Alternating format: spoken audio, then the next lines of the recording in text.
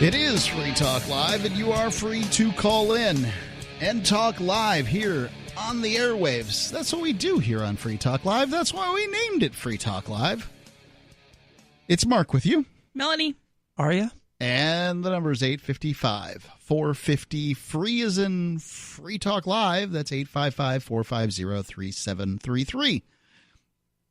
Those that have listened to the show for any length of time know my obsession with daylight savings time. I hate it's the devil. Daylight savings time. I hate the idea that I've got to change my clock all the time, twice a year. People are late. I wish I could say that I was philanthropic, and the fact that people have that it puts stress on them. They have heart attacks. They have strokes. These things go up during daylight savings time. That or just when it's the switches. When the switches occur, that people die. People are tired. They get in cars. They get in automobile wrecks. Yep. Automobile wrecks go up as a result. I hate daylight savings time.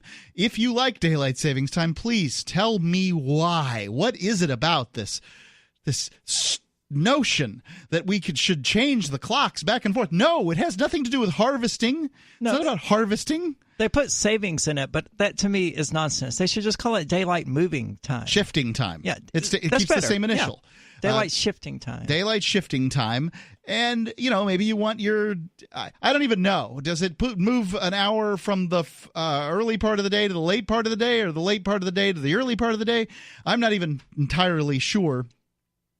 Right now, we are in daylight savings time. So everybody thinks that you're I thought we were out of it right now. Nope. It's wrong. See? This is the most misunderstood bullcrap. This stuff's gone your whole life. And you're no fool. You're no idiot. And you Generally believed, not. Right, the daylight savings times occurred during the winter. Because it seems like that would be when we would need it. They changed it drastically. They pushed it out all the way until November. It used to be like the end of summer. Right, which is even more ridiculous. But daylight shifting time occurs during the summer. We are currently in daylight time. So this is not EST, Eastern Standard Time. This is Eastern Daylight Time. You know what Eastern Daylight Time is? Atlantic time. Oh. So, well, shouldn't we be on Atlantic time anyway? Well, I like the idea of being on Atlantic time all the time. I'm willing to compromise and just say, let's stay on Eastern time all the time. Whatever it might be doesn't matter to me, but I'd like to not have to change my clock.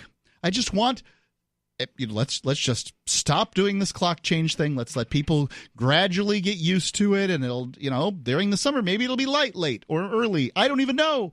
I don't care. If you want to make it 3 a.m., what is now noon, I don't care. Pick something and stay with it. Yeah, to me, what particular number we happen to put on a particular position of the sun in the sky is not of a great deal of relevance. So that used to be the way things were prior to just sort of codifying things, Greenwich Mean Time and all that stuff. Basically, every town would have somebody who would come out and say, okay, the sun's at its apogee. It's the, this is the solstice, and there it is. That's noon on the solstice or the equinox or whatever the hell day it was. And they would therefore determine what was noon for that place. So in Keene, New Hampshire, they would then take the town clock or the church clock or whatever, and they'd figure out where is noon. And so every town would have a different time. And you'd kind of determine it by going downtown. And that made sense for an easier time. This is people are riding horses and that kind of thing. Not as big of a deal. Sure, but even then the sun does move relative to the earth, or rather the earth moves relative to the sun. Yep. So it changes. The same time at noon each day won't be exactly that same 24 hours later. When the sun is in the exact same place. Right, so it technically won't be. Right, they would set it on the solstice, I believe, okay. And that's how they would determine when noon was. And they could figure it out from there. And they'd have the best possible time for that town. That system became complicated when they had railroad lines.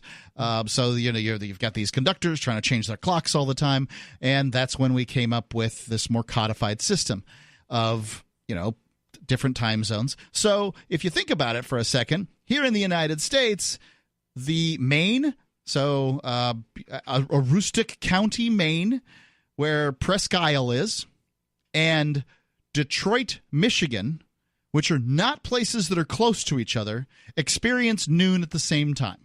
And somehow life goes on and everybody's not upset or everything's You mean they terrible. experience 12 o'clock at the same time?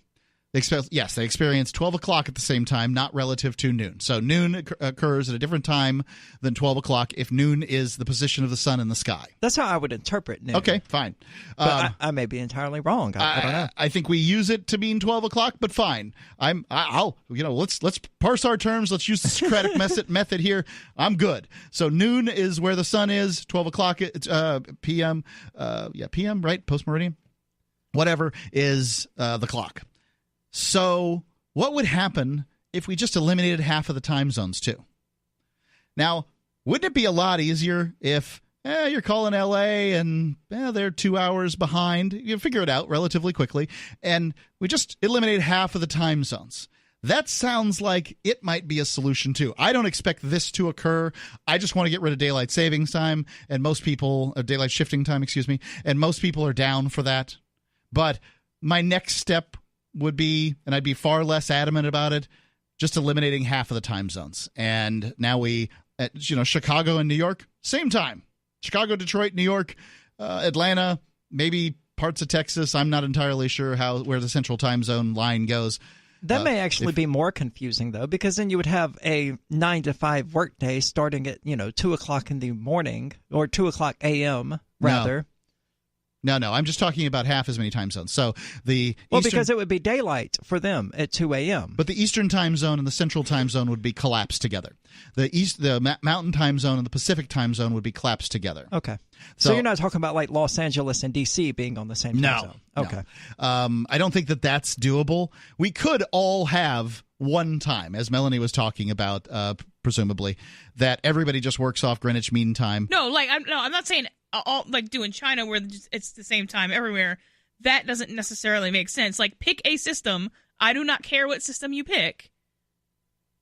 Quit messing with it after you put it in place. I kind of like that, and the messing with it part is daylight shifting time. Yeah. And today, is this article from today, 23rd?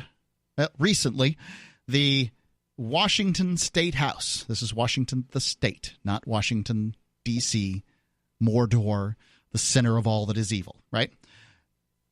Of a lot that is evil. Oh, yeah, there's probably plenty of evil going on elsewhere. Moscow, probably. Well, they assert themselves to everything, so they're still the center. The city-state that claims to rule the planet, Washington, D.C., the District of Columbia. How's that? Beautiful. Accurate. Lovers of the winter sunset rejoice. A bill to put Washington State permanently on daylight saving time has passed the State House of Representatives 90-6. Hold on. So this means they're going to set their clocks forward and then never set them back? Right. So they're going to be 1 hour ahead of the rest of the Pacific time zone. Right. So this was basically... That is not going to make things less confusing. It's going to make them less confusing for people in Washington. If you live until and work they travel to Oregon. If you live and work in the same state, it's really not that big a deal. You'll figure it out, and most people do operate almost entirely within their state and don't really have to worry about things. But people do I pick up the phone and call people for a living. And yes, I have to know what the time zones are.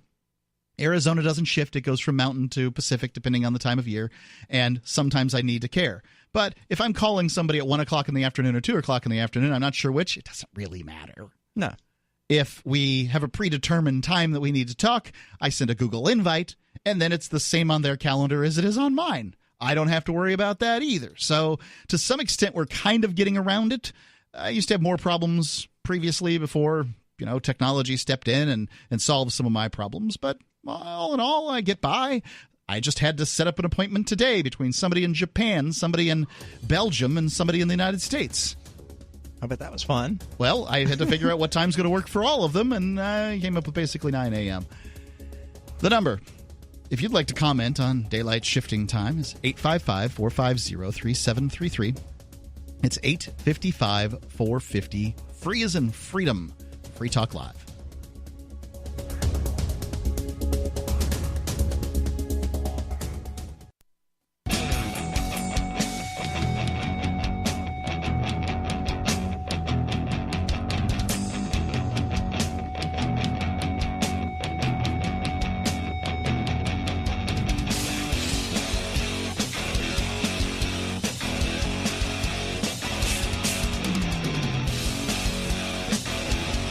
It's Free Talk Live. You're welcome to call in, talk about whatever's on your mind. The number is 855-450-3733. It's Mark with you. Melanie. Aria. And, well, we're talking about daylight saving time, or daylight shifting time, as we're deciding to call it here, because it's not saving anything. You don't cut a foot off of, you don't cut a few inches off of a sheet and sew it on the top and have more sheet. It's the same thing. So apparently Washington State has passed the Washington State Assembly, whatever they are, the House of Representatives has passed a bill to move their state to daylight saving time permanently, I think is probably the best way to describe this. Took me a little second to get there. And I support this. Look, people want daylight saving time. They like it. They don't like the big shift, losing time and that sort of thing. And so I think they like it because they've never actually given any thought to how much of an inconvenience it is. I don't mean the shifting. I think that they prefer the time zone, moving forward a time zone. So in the case of Pacific time zone, where Washington is, 7 months out of the year, more of their year is spent on the Mountain time zone, which of course shifts forward too to the Central time zone, and then the Eastern time zone shifts forward to the Atlantic time zone. It just keeps on going. The whole world just shifts forward one. And it would make a lot more sense to just say, let's move to the mountain time zone permanently. But then they'll be like, oh, well, I don't want to be on the same time zone or whatever the confusion be. So you kind of have to put this together in a way that people can understand it. Speaking of understanding things, if you go to Bitcoin.com, you will begin to understand cryptocurrency more clearly than you ever have before. If you're new to cryptocurrency, you can go to Bitcoin.com. They can show you how to get a wallet. They can show you how to get some free Bitcoin Cash. You go to free.bitcoin.com. You can put it in that wallet that you just got. They can show you where to buy things, places like saveatpurse.com, where you can save 20. Well, starts out at 15, but you can save 20, 25, 30% maybe, even on products that you buy at Amazon every day, as long as you use cryptocurrency. You can use Bitcoin Cash to buy there at saveatpurse.com. And it's a great resource if you're new to the world of crypto. They'll help you out. That's Bitcoin.com, and the other one is saveatpurse.com. So going on with this article here, it says, they got a list of politicians' names whom I really don't care about. Let's see their bill sponsors. Last week, the state Senate voted 46-2 to get Washington State off a twice-year time change seesaw and adopt permanent daylight saving time, which that's so weird.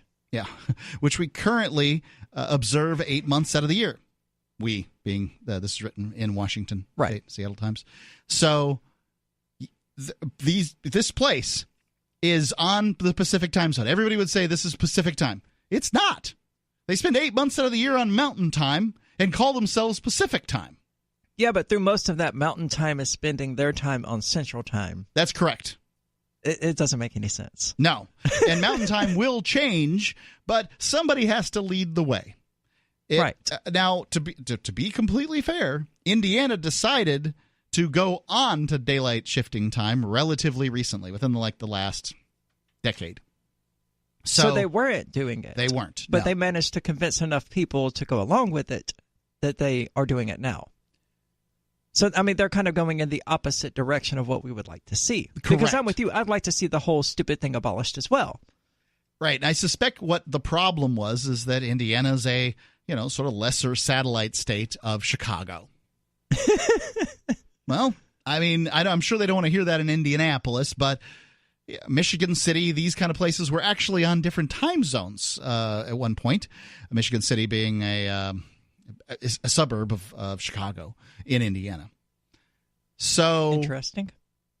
I think that we'd probably all be best off if they would, the federal government would just say, we think this is a bad idea. We pass a resolution to get rid of daylight shifting time. But the states are the ones that actually have to do the yeoman's work. And it has been tried in Florida. It's been tried in Maine. It's been tried in New Hampshire. It's been tried in Massachusetts. It's been tried in Idaho. It's been tried. Now it's looking really good in Washington. Currently being successful in Arizona. Indiana was relatively recently not shifting. So is it possible to see this change? Sure. And this is sort of real, live, on-the-ground freedom. You don't have to spend time changing clocks, and your stove is going to blink. Your coffee maker, your whatever devices you have that want to follow on. I've got some clocks in my house that should change on their own. But yeah, all of mine do. Yeah, well, that's great.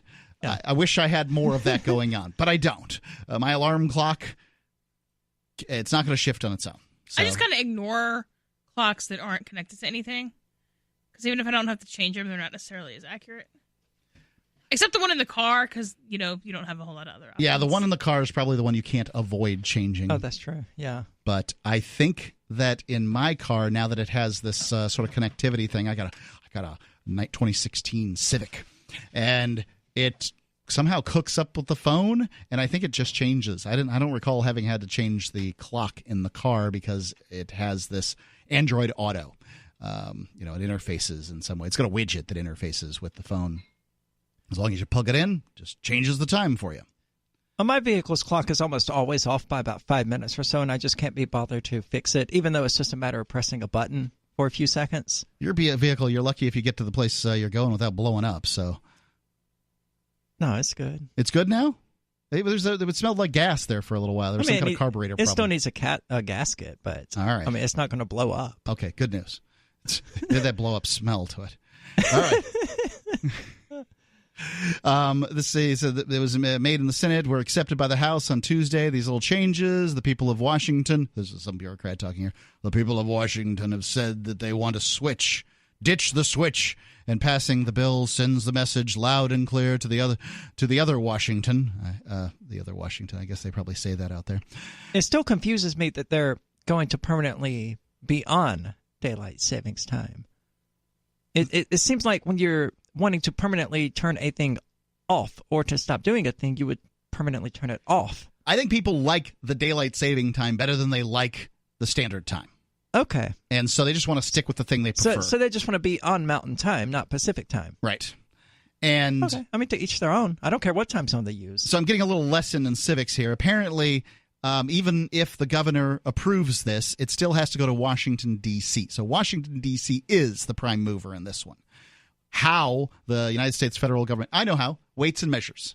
The United States federal government is in charge of weights and measures as per the Constitution, so it does make sense that they're measuring time here, and they're determining how they want to measure time. So, yeah, I guess it does. This is legitimate constitutional purview of the liars and thieves in Washington, D.C. So there's a little message to you liars and thieves. We'd like to be able to control our own destiny. 855-450-3733. It's 855-450 free as in Free Talk Live.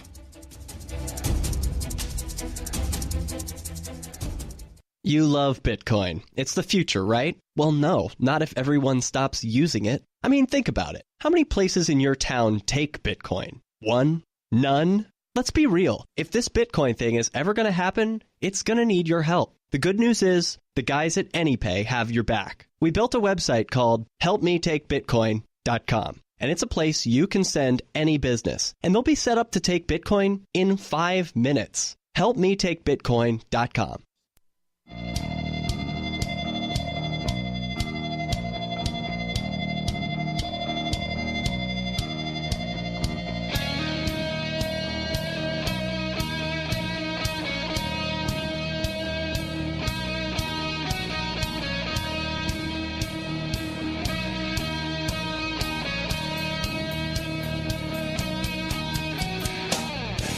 Free Talk Live.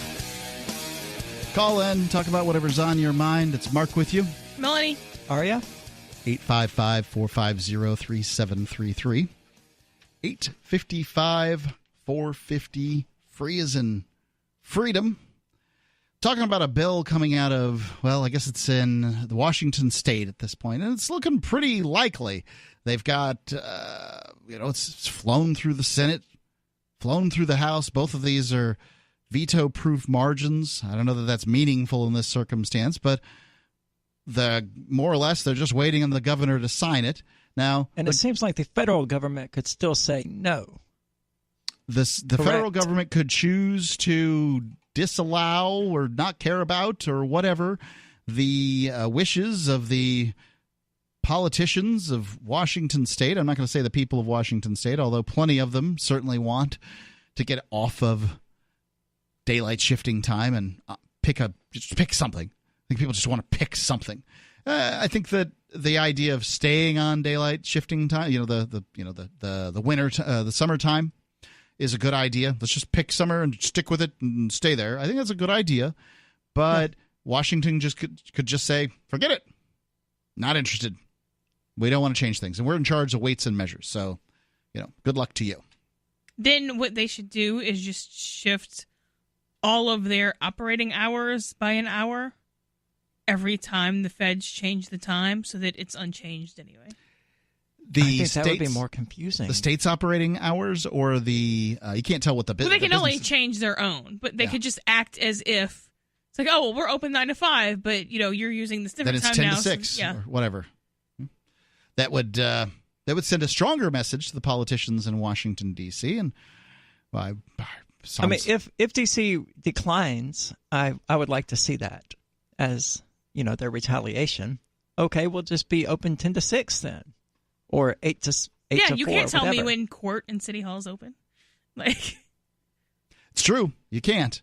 I couldn't even tell you city. So I mean the feds can't tell the state when they have to have their courts open. So it's Eastern. They're on Pacific time during the winter, and then they spring forward from, let's call it, noon, and they fall back. Spring forward. They move to 1 p.m. come March, and then back to noon at come November, whatever. So that means that close of business occurs later in the day, and presumably sundown goes on later in the day during the summertime. So if you live in, say, Florida, I know that in Florida it can be as late as 8:45, almost 9 o'clock at night. The sun stays out on the summer solstice. That means that then, if Florida were to move to the Atlantic time zone and just stay there, now it wouldn't affect the summertime. It would affect the winter time. So then the winter, you'd get more time in the afternoon in the winter. The kids would be standing at the bus stop in the dark. Or longer, I guess. They'd be in school longer, more or less, is the problem that people are talking about. I don't know that it's a problem. I don't see what's significance. I mean, as long as everybody is doing the same sort of thing at the same time, or most people are, I really don't see the importance in the arbitrary number we attach to it. Whether we call this hour right here 7:30 or 6:30 or Oogle 30 doesn't really matter. Well, and I mean, school gets out at 3. Like, why would they be in the dark unless you're in Alaska? Why are you standing at the bus stop in the dark? I meant in the morning.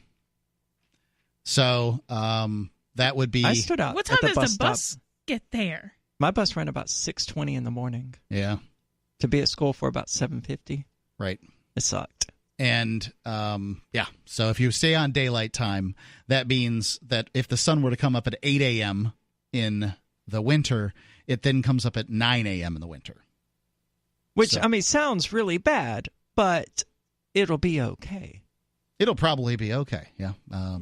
Oh, no. Maybe that's your sign that you probably shouldn't be, corralling kids off to school 5 days a week as early and frequently as we are.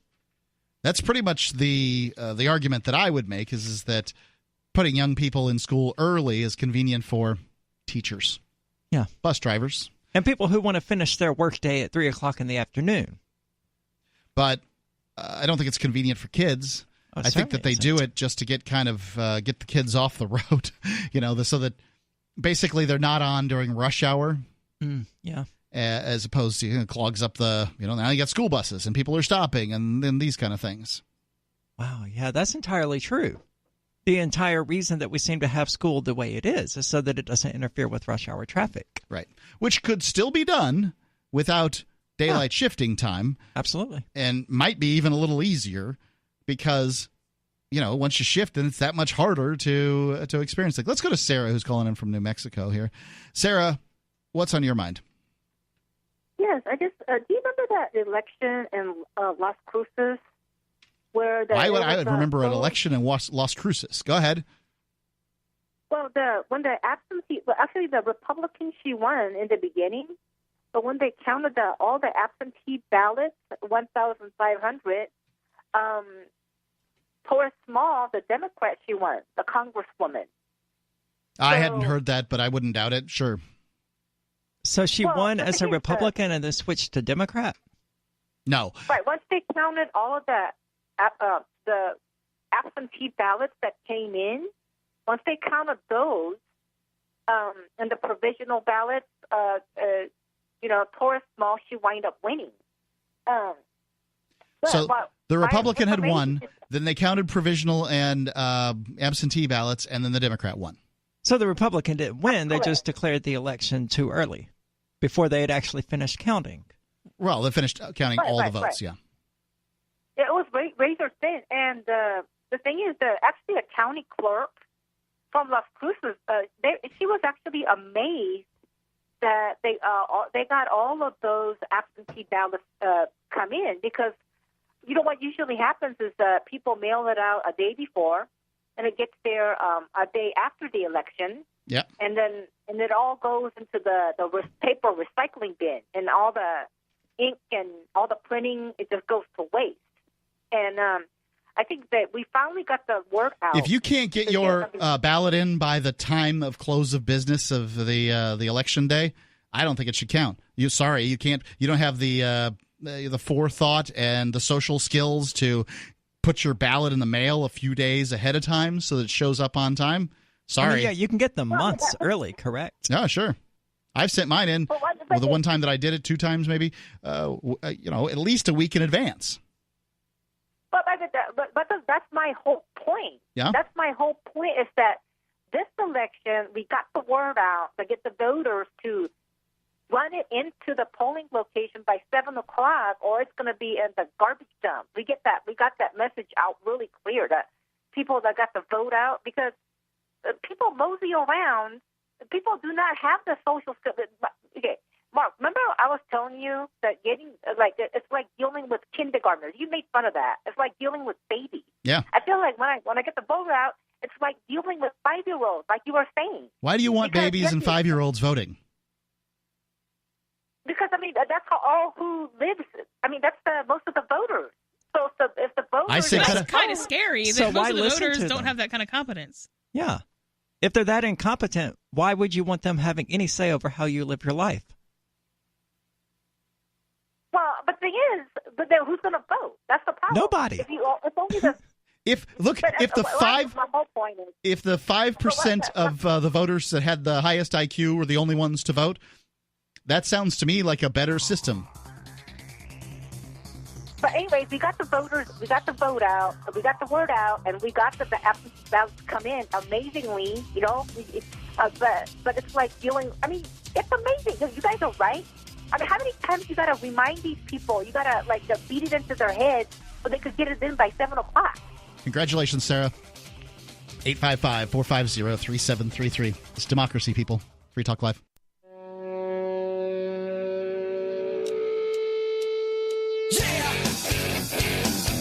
Free Talk Live. Call in, talk about whatever's on your mind. It's Mark with you. Melanie. Aria. We have, I guess I didn't have us streaming on Twitch at twitch.freetalklive.com. It doesn't surprise me at all. I find all these things that Ian has added and then constantly changes, at some point or another to be very confusing and frustrating. But you can view us at twitch.freetalklive.com most of the time, not an hour ago, but now. And you can also see us at DLive. That's DLive.freetalklive.com. And we're streaming. You can see whatever we're doing on the cams, I guess. Aria's here. She's interesting looking. Red hair. Bright red hair like a fire engine.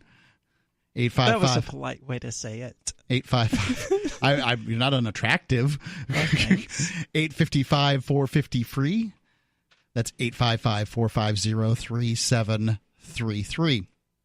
I want to finish up this story from the Seattle Times about daylight shifting time here. So they say daylight saving time. The sun rises and sets an hour later than it does during standard time. It essentially moves an hour of daylight from the beginning of the day to the end of the day. The most often cited criticism of the proposal is a concern about children waiting in dark bus stops during winter months. Under our current system of switching back to standard time during the winter, the sun rises around 8 a.m. on December the 21st, the day of the year with the least daylight. Under permanent daylight shifting time, saving time, you pick, the sun would rise closer to 9 a.m. on that day. The bill's sponsors say there's now national momentum for proposals like theirs. More than 24 states are considering measures to cease the twice-yearly clock change. Voters in California last year backed an initiative to adopt permanent daylight shifting time. Legislators in Oregon, Idaho, and even British Columbia are considering the same move. That's significant, Washington lawmakers say, because the West Coast should aim to be unified in its timekeeping. That would be convenient for everybody. I'm for it, but somebody does need to lead the way, and I support Washington State in doing so. I like the proposal of Maine and New Hampshire. I think Vermont and a few others to move us all onto Atlantic time while also abolishing daylight savings time. I think it was Maine, New Hampshire, and Massachusetts moving to Atlantic time effectively, which is just keeping daylight saving time all year round. And their rule was they'll only do it if the other states do it. Right. So they all three had to go at once. It's like holding hands and saying 1, 2, is everybody going to go? 3, and if somebody doesn't go, then nobody goes. And that does put a little pressure on the other legislatures to get it done, but seems like good. New Hampshire, not the most populous state compared to Massachusetts or even Maine. So I can see why they would want to wait around. Past measures introduced in Washington and other states to do away with time chain focus on adopting permanent standard time, which proved unpopular. People don't like their time zone. What people want is that extra hour of light in the evening rather than the morning, because we're just getting up later. Let's be serious here. More people are staying and working from home. People just want that afternoon, that time in the evening. Supporters of the measure contend that sticking to one time zone rather than switching back and forth would improve health and public safety. These things aren't contentions. These things are the truth. People have more heart attacks, more strokes. They get in more automobile accidents, all surrounding the daylight shifting time frame. So these aren't contentions. These are facts that well documented. Well documented facts. It's true. Some kids would stand at school buses, if kids are even allowed to be at school buses anymore. I'm not even sure. At this point, adults have to be out there with them, more or less, unless they're of a certain age. I'm confused now because I'm learning that daylight savings time is basically the opposite of what I thought it was. Yeah. So the whole idea with it was not to help farmers get an hour extra of daylight. It was to allow them to sleep in.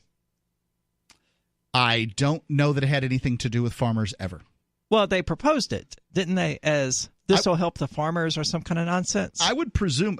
People talk about the farmers all the time with daylight shifting time. They'll say it comes from our agrarian past. It doesn't. Oh, I get it. I totally get it.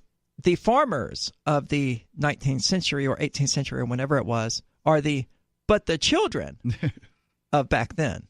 Could be. That may very well be the case. The more or less, because now we don't care about the farmers and we're all but the children. Yeah, and back then it was all but the farmers. I get it. I think that farmers are probably getting up based on the sun, no matter where they are, and don't really care about the time zones. Like they can't do the work that they do in the pitch black dark.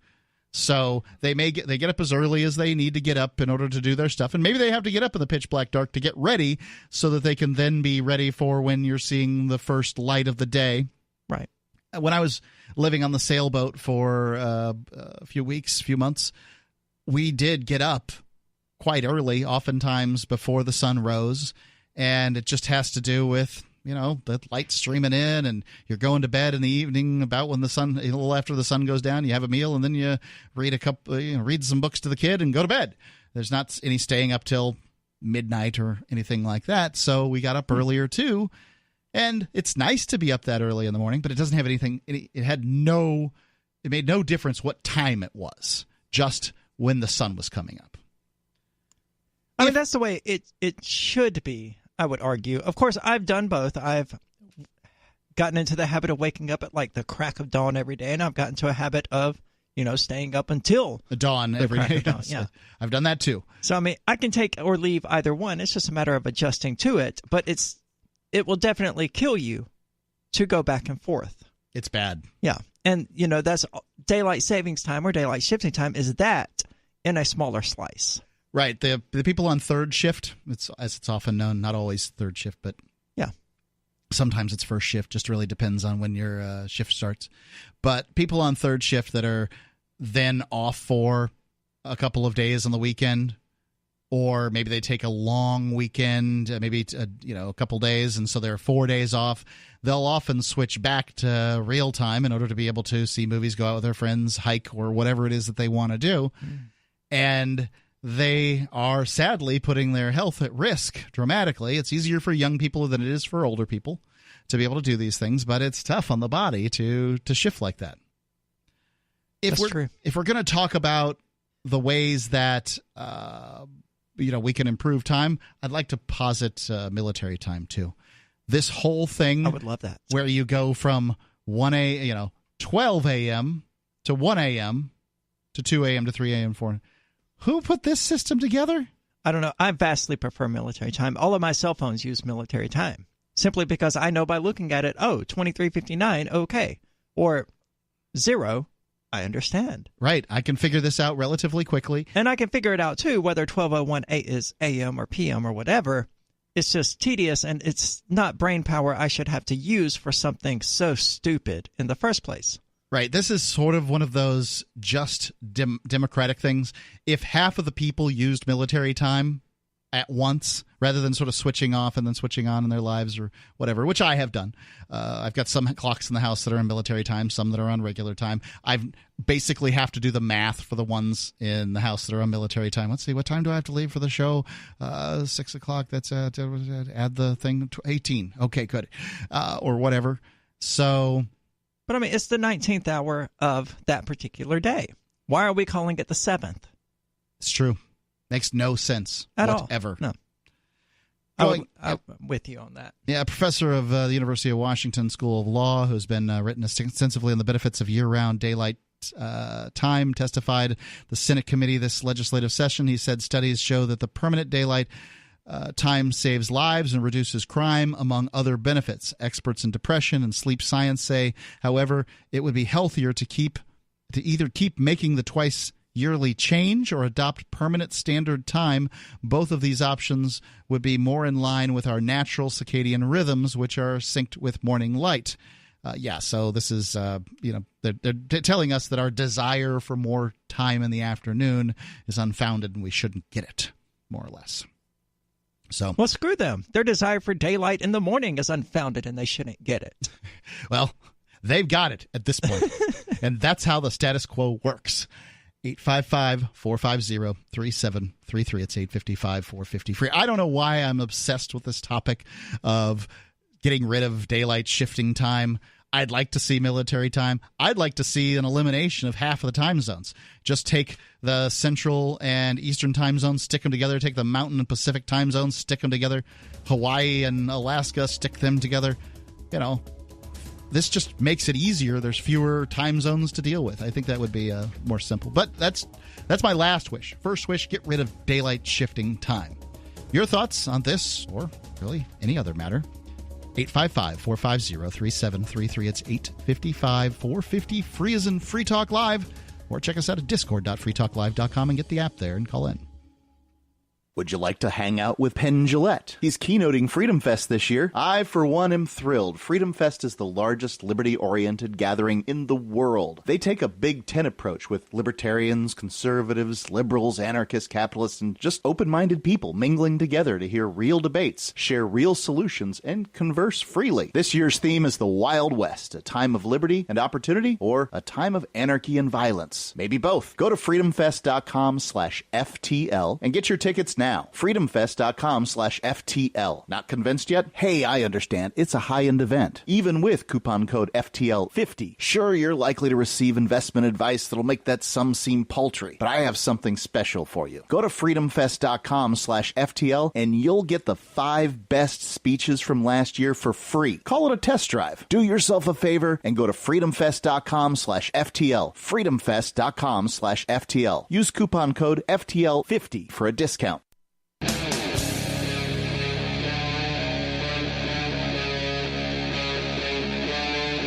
Free Talk Live.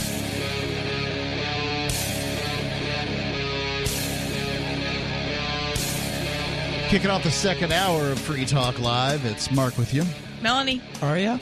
If it's between 7 p.m. and 10 p.m. Eastern Time, wherever you might be, or, what is that, 19 and 21? 22? No, 22. 22 Eastern Time.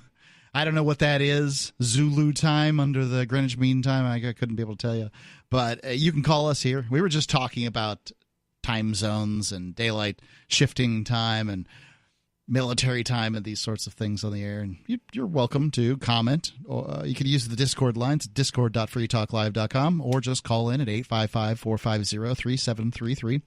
I suspect this next story might get a few of our listeners excited.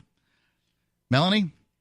Yeah, so there was a restaurant a while back that had implemented what they call a man tax, which was technically not a tax because you don't have to eat there. It was an additional fee for having a Y chromosome.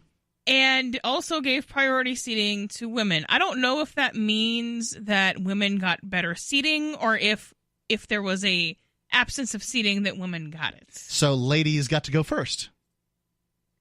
I don't know because I don't know. It was never clear if we both came in and there was only one seat left, I get it, or if there was like better seats for women. Now, what if the three of us went in and they only had one seat available? I don't know. Who would get it? Well, if the three of us go in, we're going to wait for the table to come open that can seat the three of us. What if we went in but like as three separately, individuals? Yeah. Right. Oh, it sounds to me like priority sounds to me like the women get to be seated first. And I don't know what they're going to do in your circumstance because you lack, what do they call it? Privilege, as it were, being a trans woman. Is that the terminology? Yeah. Yeah. Pardon me if I get these things wrong. So maybe they'll determine that Melanie, as a gender privileged, cisgendered privileged woman. Or if it comes down between two women, they might just give it to the woman that came first. Right. Like, so then if there's a guy already sitting down who paid the money, are they going to like kick him out of a seat? I don't know. I don't think they're going to do that. But They're crazy. If they decide to do that, I could take the opportunity to explain to them why it's exactly right that they not let me sit in. And would that be mansplaining or not? If you're agreeing with them? Well, I think if you agree, it's not any kind of splaining. But if you take time to explain it to them, why they're right, is it mansplaining?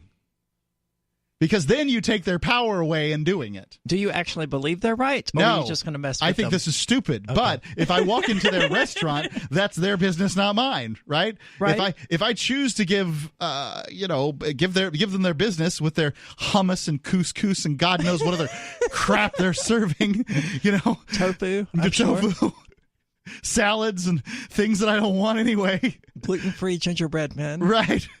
And I'm, asking for a seat that I've already, if I knew the deal when I walked in, then that's my bad, not theirs. Yeah, presuming that this is not the only source of food in this city. I would presume that. Then I don't know what would have to be wrong with you to go here. Well, sometimes you just want to you just do it for the lulz. right? Just to find out what's going to happen. I went there. And, I would go there. Yeah. Just to find out. I'd go there with you, just to see how that went. I'd go there with the three of y'all. Oh yeah, but as a guy by yourself to go there. Well, you got to be some kind of sadist. Yeah, if I'm going someplace on my own, it's because I want to eat there. Well, there are a lot of guys who support things like the male tax. There's a lot of guys like who think that this is going to get them laid. There's that. The white knights, as I believe they're referred to, is the guys that might go into this and then sit down and then maybe perhaps chit-chat with some of the gals who probably have no interest in them and whatever. No, I'm not. I don't have the same perspective as you do, obviously. That's not effective, is it? I mean, you can't sit down with a chick and be like, hey, I feel like I should get kicked around a bit. Let's go have dinner. That doesn't work. I don't think that it does, but that's kind of not the part that matters. The part that matters is if they think that it works. Okay. But I don't know. Date? Maybe there are feminists who will just put out for that. I don't know. Well, I don't know if they would put out for that, but they would certainly enjoy exploiting it. Well, I can tell you that plenty of people who have there have been plenty of articles written by men and women indicating that basically a man being a feminist gets him attention from the opposite sex that he would not otherwise get. Or at least, yeah. I mean, I can't say otherwise get. It gets him attention from a certain cadre of the opposite sex. So yes, there are women that do find it attractive if a man claims to be a feminist. And well, who doesn't like being put on a pedestal? Well, it depends. That gets old. Like, especially if you've done nothing to earn it. Like, if you're just like, I exist, worship me, that's boring. I don't know that there are feminists think sycophants that, out right? there and people who would enjoy it. Is that what feminists do? Is that like, I exist, worship me? I mean, pretty much, because you're like, I exist as a woman. Like, that's It's not a an participation accomplishment. trophy. It's not something you accomplished or worked towards or put work into, or it's nothing about you. I mean, I guess technically it's something about you, but it's a pretty passive trait. Well, the idea is that they've somehow been put upon by society and time and history and all these things, and that they're starting out with a more difficult row to hoe than I am. And so I don't know what I'm supposed to do about that other than perhaps acknowledge these things. So, A, that's not true, but B, even if it was, so then you would still have to I think it's to some extent true. But so my mother I'd say historically it was true, but it's significantly less true today. So today we have to look at the facts as they exist today, and the facts today say that women spend 70%, more than 70%, of the out-of-home discretionary dollars. So they're in charge of the money. And if you want to find out who's in charge, find out who spends the money. That's kind of a misleading statistic. Sure, they could be, but look. Because it's like, okay, go to the store and buy groceries. Like, you need groceries. It's not like we're spending 70% of the money at the spa. That wouldn't count as discretionary, though. But the men would have to go buy the groceries too, and then the men would decide what gets eaten at the house. So if somebody's telling you you're going to be eating this tonight, that person's in charge of you. Yes, but I don't know that's exactly how that's going down. So, like, I think I don't know, maybe not. But I think if a guy's like, hey, I want this food, just because he doesn't have time to go to Walmart because he's at work. Well, that may be the case. No, I understand. Well, but I live in a world where I was, my mom was in charge of me and my grandmother was in charge of me. Then I went to a school where every single one of my teachers from kindergarten through 6th grade, that's 7 full years. And then the majority of my teachers after that in 8th grade and 7th and 8th grade, and then probably the majority of my teachers even in high school were all women. Like, I'm probably not living in a patriarchy is my guess. I'm not being raised by men to be manly or anything. My dad was denied a certain amount of visitation. He had to kick out money in the divorce, and my mom was making good money. Second field engineer for General Telephone and Electronics in the state of Florida. This woman was a real feminist in so much as she actually did make the way for other women to get jobs who then complained about how hard it was for them to get the jobs. The biggest complaint she had was she didn't like being in management because when she raised her voice or told men what to do, she was called a bitch, as opposed to she didn't feel like guys were. But, right, so sign there of the times. Are definitely places where females have, the the advantage, and family court is absolutely that place. Household spending, I would have to see more evidence other than we're the ones that go to the grocery store to convince me of that. I see that advertisers also prefer, I was just listening to Oprah Winfrey interview Marianne somebody about I don't know, the something in miracles. My wife had it on the radio while we were going to the gym today, and I was, they had an ad on for English muffins. Free Talk Live couldn't get an ad for English muffins to save our lives. I could offer a free ad to Thomas's English Muffins, and they'd be like, they wouldn't even call me back. They wouldn't respond to my email. But this podcast could absolutely get it because women are far more valuable from an advertising standpoint than men are. So, it shows a lack of privilege for guys, I can tell you that. Maybe I should call a tire manufacturer. Free Talk Live.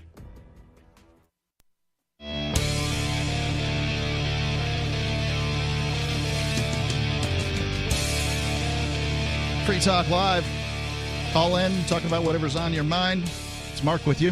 Melanie. Aria. 855-450-3733.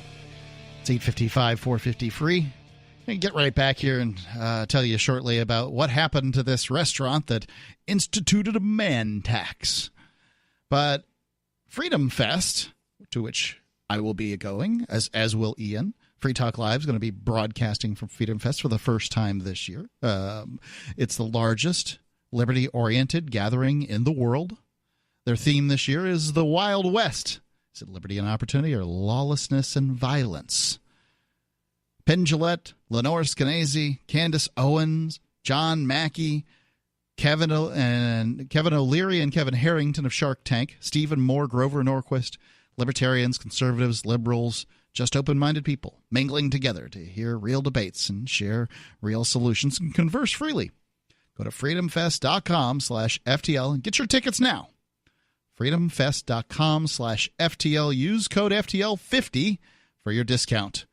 So if you go to freedomfest.com/FTL and you're like on the fence about getting a ticket or whatever, take a little time to watch the 5 best speeches from last year for free.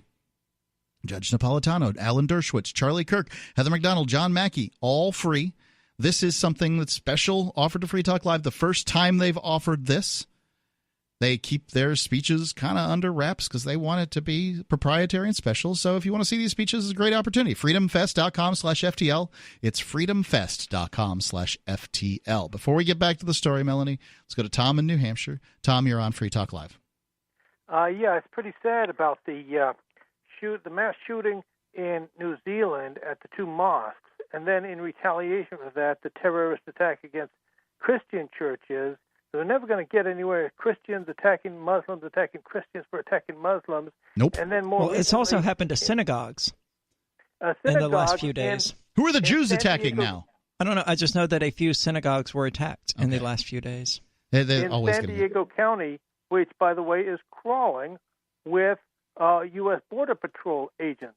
Now, imagine if instead of all this senseless violence against innocent people, imagine if they all went to San Diego County and just blasted away all the Border Patrol agents. How much better or more sensible that would have been. Thanks for the call, Tom. I don't agree that would have been sensible. It's also kind of unrelated. So if you're going to... If there was a problem with shooting immigrants and you wanted to shoot border control, that would at least make sense.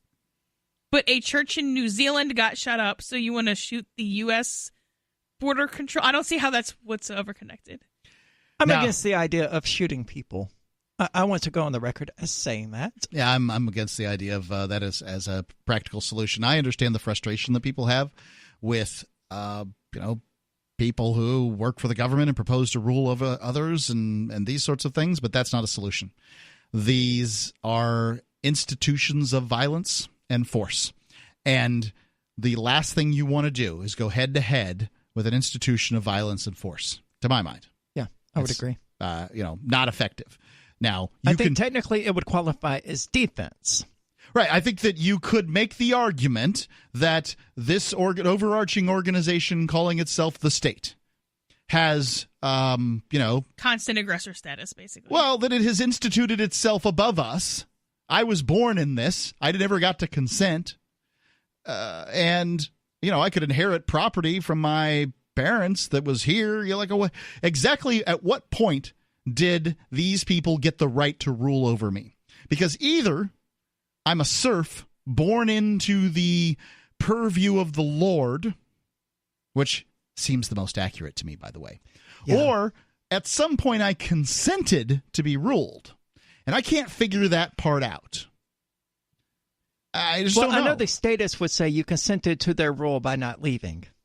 I know they would say that. Which is a non-starter But how argument. did they get in charge in the first place? It would also be a better argument if they didn't do things to prevent you from leaving. Right. They took somebody because they claim your income. They claim your property. If you don't give them a tax on your property, well, they take it from you. You're basically just a renter. If you don't give them a tax on your income, on the fruits of your labor, well, what is that? Well, I know that if you take a person and you take 100% of the fruits of their labor, they're a slave. Well, even that isn't entirely accurate because, the slave owners, they did feed the slaves and things like that. So it may have been as high as like 99.9%. Probably not that high. In many of these cases. But, sure, even then it wasn't 100%. That's true. The slaves got a little time off. They would often, they'd be fed. Medical would to be taken care of. Not to say any of these things were high quality, but, or morally right. Medical when taken care of by the government isn't going to be the highest quality anyway. I think the VA demonstrates that pretty clearly. Well, even the NHS in Great Britain is collapsing, as far as I understand it. From what I hear in the United States, it's collapsing. Let's go back to this man tax restaurant. We got this article here that we just started. Melanie, I'm curious what has happened to this restaurant with a man tax. And if you go on. Yeah, so that restaurant's ploy seems to have backfired, is entirely predictable. So where was it? Melbourne, Australia. Okay. And it opened? 2017. All right. And what do they serve? Vegan food. Oh, well, God. Of course they do. Would you like some kale with your spinach? Yeah. So that already makes it unlikely that I'm going to walk in. If I do go into a vegan restaurant, it's because I'm there to procure a woman or to please a woman. Or a friend of mine owns it. I don't think I would have a friend who would own it. Well, maybe not. Most of my friends are generally smarter when it comes to business. That's a weird intersection because you have to both be a vegan but be right-wing enough to open your own business. You'd think that it's all conservatives that open businesses, and it's not. There's plenty of people out there that are progressive that run businesses. I just don't think that's so. What was this man tax? How much was this that I'd have to pay more? 18%. So they just tacked on 18%. That is sizable. Yeah, because the highest income tax I've ever paid was like 9.8, basically 10%. The highest in the country is just, a point or two under 10%. I thought the income tax was like 35%. Sales tax limits. Oh, sales tax. That's what I thought I said. Maybe I didn't. Okay. Sales tax. The highest sales tax I've ever paid was basically 10%. Yeah. So that's twice almost the highest sales tax in the country. Also, how often did this get applied? I can only imagine that the sort of guy that would there'd be a variety of guys that would go in there, and a variety of those would probably identify or choose to identify at that moment as gender queer, right? What do you do with the person that is dressed like me? Kind of pudgy 48-year-old guy, gray hair, short hair, glasses. You might have to dye your hair again to not pay that 18%. Oh, no. I'm not going to do the green hair. I'm going to go right in with the. No, you need like purple and blue. That might be an opportunity. But I did that for charity. I didn't do that for anything else. But what if I stand there and say, "This is outrageous. This 18%. I identify as a woman." Then what? I want to see this happen. Well, you can't anymore. It was a poor business model to start with. 855-450-3733. People identify as like Apache helicopters. 855-450-FREE as in Free Talk Live. Free Talk Live has found that though U.S. financial institutions are prohibited from doing business with foreign gambling websites, it's not illegal for U.S.-based internet users to gamble on those sites. People have been using VPNs or virtual private networks to connect to sites like games.bitcoin.com and play games with Bitcoin Cash. Games.bitcoin.com features poker, blackjack, roulette, craps, keno, slots, and dice. You can conduct your own investigation at games.bitcoin.com.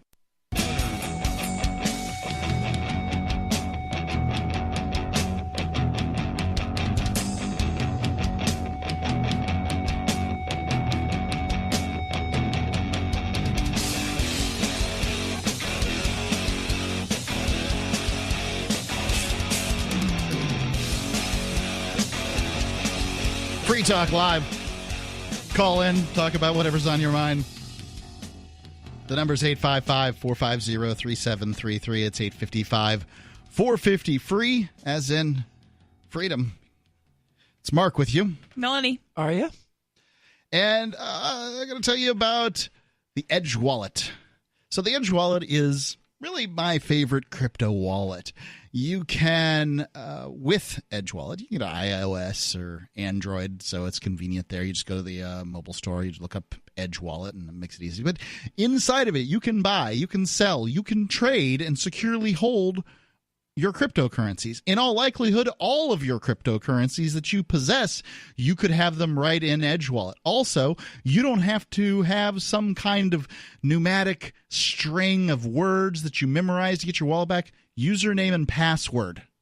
They never have possession of your funds. It's always in your possession. So whether it's Bitcoin Cash, Ethereum, ERC20 tokens, Monero, Ripple, Stellar, it's a veteran team that's been working since 2014 in the cryptocurrency to secure your freedom. Edge.app. I recommend it. Go get it now. Edge.app. I really am confident in recommending this wallet. I love it. Edge.app. Yeah, I'm going to switch when I fix my phone after the show. Are you going to fix your phone after the show? Mm-hmm. What do you have to do to it to fix it? Replace the screen. It finally arrived today, the screen replacement. You bought a screen and you're going to replace it on your phone? Yes. What tools do you use to do that? They come with it, so I don't have to worry about it. Specialized tools? Are they made of metal? Well, like furniture comes with tools. They come with those sideways screwdrivers. I'm not sure. Never having replaced a screen before is going to be a new experience for me. I've always wondered how they replace screens, but I'm sure. Because they're almost glued together, right? There's no screws to take out or anything. I'm sure there are underneath, right? But that's always been the big question for me is, how do you take this thing apart and then put it back together? Yeah. Well, should be a challenge. Let's go on with this vegan women's restaurant that taxes men 18% for attempting to eat there with them. Yeah, so in Melbourne, Australia. I mean, shouldn't they forbid men entirely for trying to... Maybe they can't. I don't know what the laws are in Australia. Okay. Well, if you can't forbid a man from coming into your restaurant, then you can't charge him more for being a man. That's not how laws work. I mean, why stop at 18%? Why not just go the distance? I'm like, double price, triple price. It might be that they wanted to ban men and they couldn't, so they're like, okay, well, we'll just make you not want to come. Well, that might be. I doubt it. I doubt they thought it through that much. Well, how do lesbian bars do it? I don't know. Not frequenting lesbian bars, probably not being welcome in lesbian bars. I don't have any idea. Well, I mean, that's what I'm saying. They could create that vibe. Lesbian bars in the States, I don't know what the laws in Australia. They're kind of oppressive from what I hear. I can tell you that I would not feel comfortable from a legal standpoint opening up a restaurant in Keene, New Hampshire, and saying all women have to pay more. Oh, dear God. Yeah, no. Oh, I mean, they'd stone me. And in the States, you do kind of have that kind of largely one-way discrimination for gender. Although there have been bars who have been sued for things like Ladies' Night, and they lose. So Ladies' Night is a legal thing. You can give away free drinks to women. Is that right? I thought it was that they got in free. Well, depends on what bar you go to. It depends. Lots of bars. Hold on, you can get free drinks for being a lady? No, you either get in free or you get a certain percentage off. Or free drinks. There's that would be rare. Well, I'm certain that I have seen instances where women can get free drinks. Look, if you're women can like go a to a recipe bar for and get disaster. free drinks. If you're running a honky tonk, right, and your clientele is 80% male, 90% male, you've got pool tables, a jukebox, and a few female barflies, and that's all you got. And you run a special. Now, remember, and many times honky tonks aren't charging too much for a glass of beer. You might be $2.25 for a Bud Light or a Coors draft. Not a big deal. So to give away some Bud Lights and Coors drafts in order to get the ladies in is then going to bring the male audience in even more thoroughly, and they're going to pay for their drinks, by and large.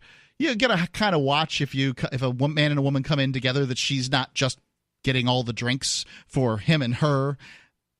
I mean, the bartender isn't going to go for that. But all in all, it could be a winning proposition to do one night a week where you have ladies' night, and then, the rest it's a discount or something like that. Sure. Yeah, and it's never like Saturday night, right? Like it's, No. Tuesday or something. Right.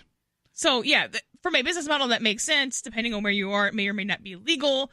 I think they just rely on not getting sued because most people are not psychotic enough to sue over something like that. There was a lawsuit, guys not being hired at Hooters or something. I remember that. Somebody decided that they had to have a lawsuit to determine who should be able to work at Hooters and who can't. I've never seen a male server at a Hooters. That's not why we go to Hooters. What do you go to Hooters for? The boobs and the shorts. I go to Hooters and the hot chicks for what I've considered to be pretty darn good chicken wings. So I had this happen once. I literally back, when I was dating, not doing that now, but when I was, a gal from work was showing us extreme amount of interest. Even I could figure out she was interested, which, shows a level of interest. And she clearly wanted me to ask her out on a date. And I like going to Hooters. It was close to the place. It had good wings or whatever. I said, hey, you want to go to Hooters after work? And she was mad.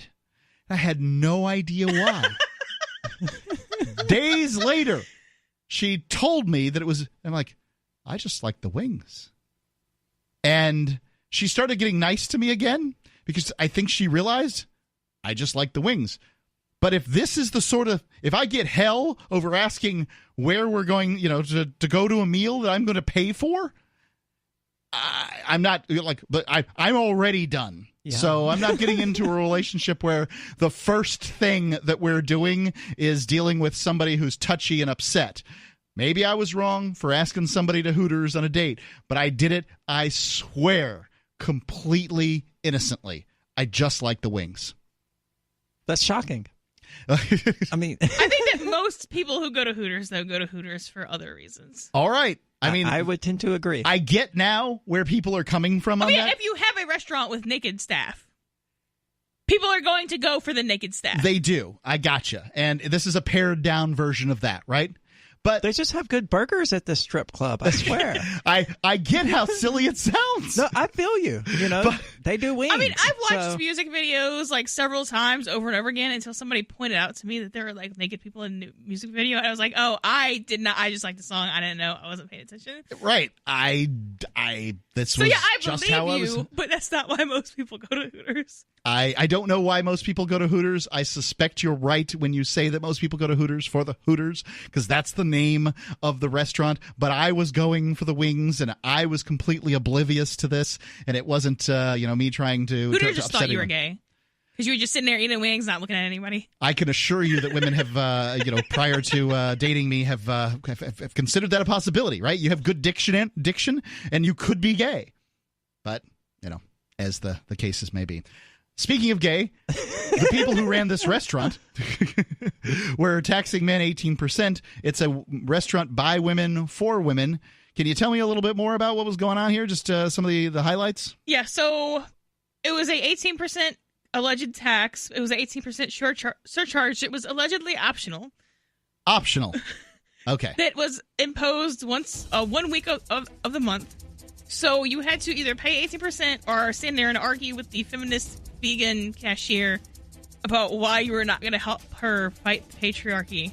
Oh, because it was intended to offset your wage gap, which is also fictional. Yeah, the wage gap's fictional, too. And by the way, young women in the right demographic are making more than young men, at least in the United States. Truly single women make more than men. 855-450-3733.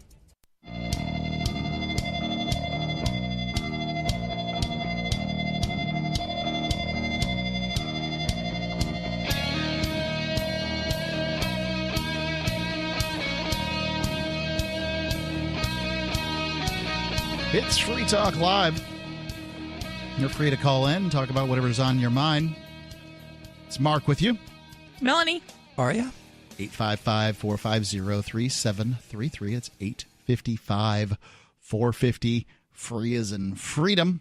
Or you can use the Discord lines to call in. You go to discord.freetalklive.com. You download the app, and you're pretty close to being in business at that point. You can use the call-in lines on the app, and you sound great. You upgrade your call quality greatly. That's discord.freetalklive.com. Amp the program at amp.freetalklive.com. That's amp.freetalklive.com. As Ellen has. Thank you, Ellen, for being a gold amplifier. And if you support what Free Talk Live does, allows anybody to call in about anything, gives people a voice, stands for freedom every issue, every time. You're not getting that from very many shows. $5 a month will make a difference. It's amp.freetalklive.com. Let's go to Todd calling in from Washington. Todd, Washington State or Washington, D.C.? Washington, D.C. Okay, great. What's on your mind? I just wanted to let you know that my wife has vaginal herpes. Okay, well, we'll drop that. We'll dump that. LRN.FM. Right, so a dump button is a device that allows us to just move through the, through time and space. It's gone, what he said. And, which wasn't probably FCC unsafe. Yeah, but I mean, he didn't call in to do anything else. No, it was pretty silly call, and I don't think anybody really got anything. And he probably doesn't really have a wife, so. No, wife. I'm willing to assume he does not. I know. What distinguishes a wife from another woman is something he likely has never done. So let's go on with this story. We'll finish this up here from the Washington Examiner, where they're talking about a restaurant that's run by women for women, where apparently they put an 18% man tax once a week. Well, no, I'm sorry, 1 week out of the month to, I don't know, make a point about the wage gap or something. And if you didn't want to, did they really have you stand there and argue with the cashier about why you didn't want to? That's what this article is describing. I don't know. I guess it depends on how tired the cashier is that day. I don't know. I mean, wouldn't going to such a restaurant and being a client there constitute helping them attack the patriarchy? I guess. Or supporting their matriarchy or whatever it is they're trying to do? With like kind of nebulous, fictitious, abstract concepts, you can't really know exactly how you're affecting them by any given. But I mean, you're giving them money by, going there to eat. They might say that you're exploiting them or something. That's kind of how it goes, right? They're exploiting themselves. If these same people who say that that a woman who goes to work and works is being exploited. By who? Well, I don't know. I don't have these thoughts, but by the boss, by the corporations, by the patriarchy. You've heard the lines before. Oh yeah. But it's not just the patriarchy or woman thing in that case. I mean, if you go to work for someone else, you're being exploited. Those evil capitalists are. Wait, but then at the same token, if she also stays home and has her husband pay the bills, that's also exploitation somehow. So, like, no matter what she does, no matter what she does, she's being exploited. Yeah, it's suppressing her and making her be a housewife, even if she chooses to. Yeah. Well, I'm sure my wife would be interested to note that she's some kind of she's being oppressed in some way. I'm not the one who's saying that. It's so silly. It is. I did speak at one point to a young lady who was going through the women's study program at Keene State College here in Keene, New Hampshire. And, I was trying to determine, why she would spend her parents' money on such a ridiculous degree. I would want to talk to the parents at that point, being like, why in the hell are you paying for this? And B, what she thought the whole wage gap was about. And so I'm like, well, look, if you're dealing with two people, one of them is, healthy and known to be healthy and that sort of thing, and another one of them is susceptible to a virus, maybe that they catch to an infection that maybe they catch several times in their lifetime. This infection is liable to keep them out of work for weeks and in some cases months, and then that infection is liable to continue going on, costing them days at work, making them leave early, making them come in late, making them skip whole days when that infection flares up. This is basically pregnancy, right?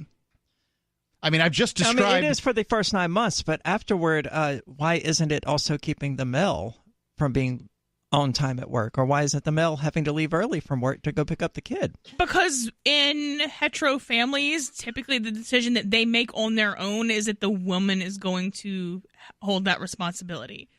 But are they it's fair. actually making that decision on their own, or are they just doing it automatically because that's the way it's always been done? I can tell you I don't think... My position is that those aren't different. As long as it's a willful choice on your part, like there's no external factors forcing this. I would agree. Most people want to have kids, right? And if they want to have kids, they have to come to an arrangement. In my case, I didn't want to have kids. My wife threatened to leave me if we didn't have a kid. Now, it turns out I think the kid's great. I think he's awesome. I love him very much. But I told her, you want one, you're going to have to take care of it. And at that point, I was willing to, and I still am willing to take care of her while she takes care of the kid.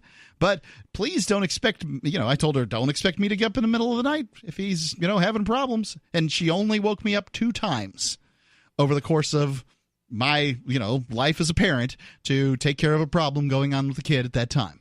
I suspect that is extremely rare, though. What, that somebody makes a deal? Yeah. More or less? I expect that it's rare that it's actually openly stated, and I think in most cases this is going to be assumed. I think that's how it's going to play out. That's probably true, and I think that's probably true of humans managing their affairs in general. Well, see, that's why I'm polyamorous, is that I dispute that we need to leave these relationship terms unspoken. I think that's unhealthy and dangerous, it leads to a lot of misunderstandings that cause permanently unhealthy relationships. Well, you could also be monogamous and traditional and explicitly state your terms. That's what I did. So, I mean... I think you should state your terms regardless of what they are. If everybody agrees to it, then it certainly makes sense. But if everybody doesn't state their opinions ahead of time, doesn't the status quo make sense? When I got a marriage certificate, I understood... But the status quo can also be things like the state. They certainly are. I mean... legal marriage is, done through the state, right? Right. But just in general, the state is the status quo. So if we don't express our opinion that we don't want a state, the same argument applies. That's not my question to you. You're running around my question. My question is, if you choose not to state ahead of time what it is that you want from the relationship, i.e., as a woman saying, hey, I want an equal partner who's going to clean half as much, who's going to cook cook half the time, who's going to take care of the kid half the time, who's going to stay home with the kid half the time, who's going to take him to school half the time, who's going to do all these things half the time. If you don't state that, then does it not fall upon you, the woman, to take care of those things, since that's how things are generally done? And if you want things done differently than how they're generally done, you kind of need to state it. That's all I'm asking here. I can neither agree nor disagree, because I wouldn't leave all of that unstated. And I don't know how people enter into these massive, permanent contracts. You can't even really default, because then otherwise you're abandoning a child, which may or may not be physically allowed in your jurisdiction, without, going over some of the major terms. I understand you're not going to be like, oh, well, in 5 years we're going to move to this house, and the washing machine is going to be in a different place, so let's make an agreement to who carries the basket if you leave socks here. Okay, you're not going to go down to that detail, but, major terms of the contract, like who's going to, provide income and who's going to provide house services, like how you just gloss that over, I don't understand. In my experience, most people do gloss over them, though. I know, but I don't know how. People go through their lives, just bumping along. On autopilot. Hoping guys will go through their lives just living with and taking care of the woman who was willing to have sex with him the most recently. And it's I'm glad you said that, and not either of us. It's phenomenal to watch, but I've watched it over and over again.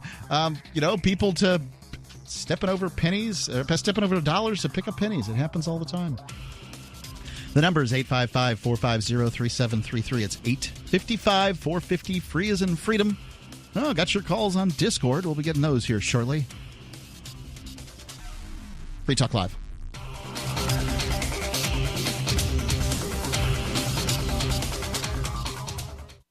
This is a special alert for business owners, consultants, coaches, folks planning retirement, entrepreneurs, and anyone who is saving and investing to build a financial future. You are likely aware that financial privacy for most people has recently died a miserable death. And let's face it, without privacy, there really is no security, is there? Bankrupt governments and banks on the verge of collapse are perhaps the biggest threat to your financial future today. The Lighthouse Law Club recognizes this and has been working diligently to provide safe, secure, and productive tools to ensure your privacy, your financial security, and your future financial well-being, despite the catastrophes which many people fear are looming ahead of us. Find out more with a variety of free videos on the YouTube channel for Lighthouse Law Club. Just search YouTube for Lighthouse Law Club and secure your future today.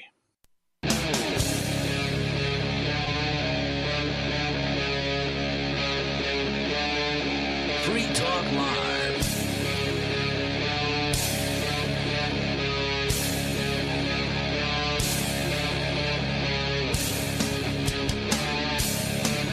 Kicking off the third hour of Free Talk Live. It's Mark with you.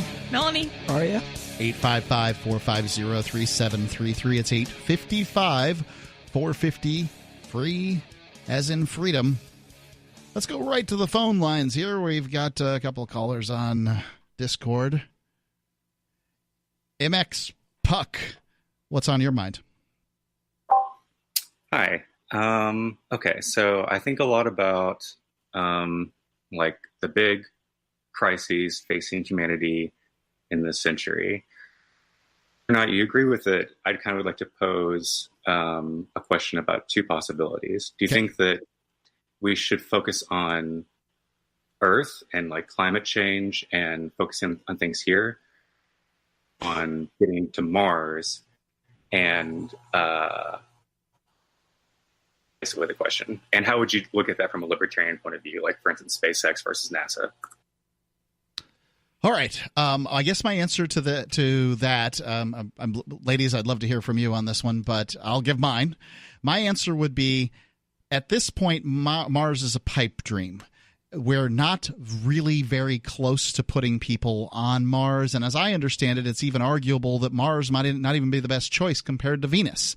Mars is only on the table, more or less, because Elon Musk said it was. I'm not saying Elon Musk isn't a genius, but that doesn't make him right every time.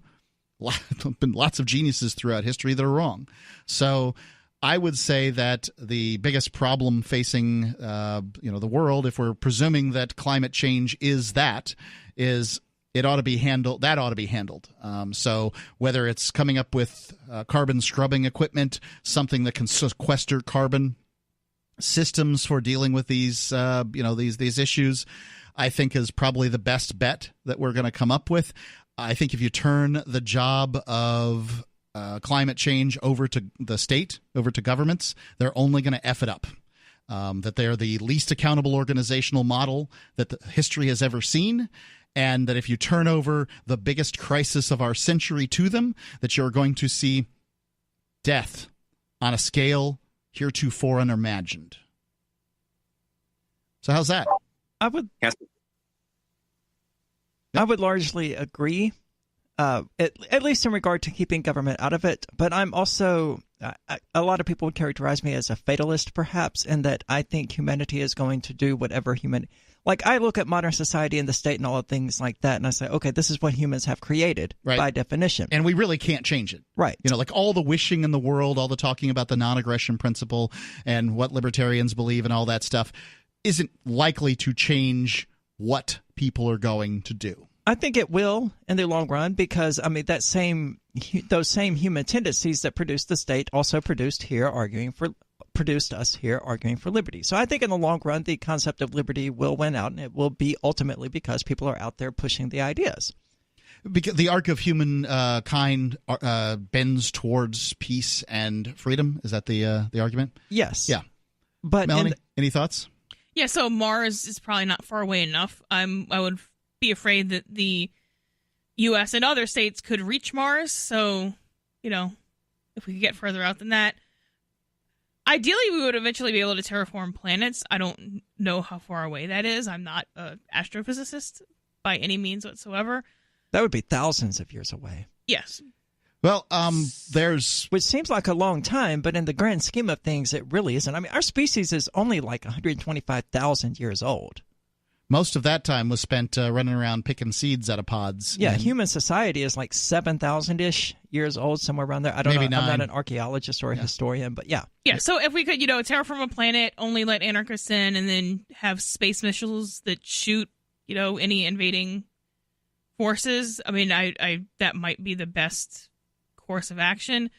As far as NASA versus Space Force, NASA is a federal agency, so maybe they do some good things with a branch of the military. Actually, pretty inefficient compared to Space Force, and I think we can demonstrate that. As far as I'm concerned, SpaceX, yeah.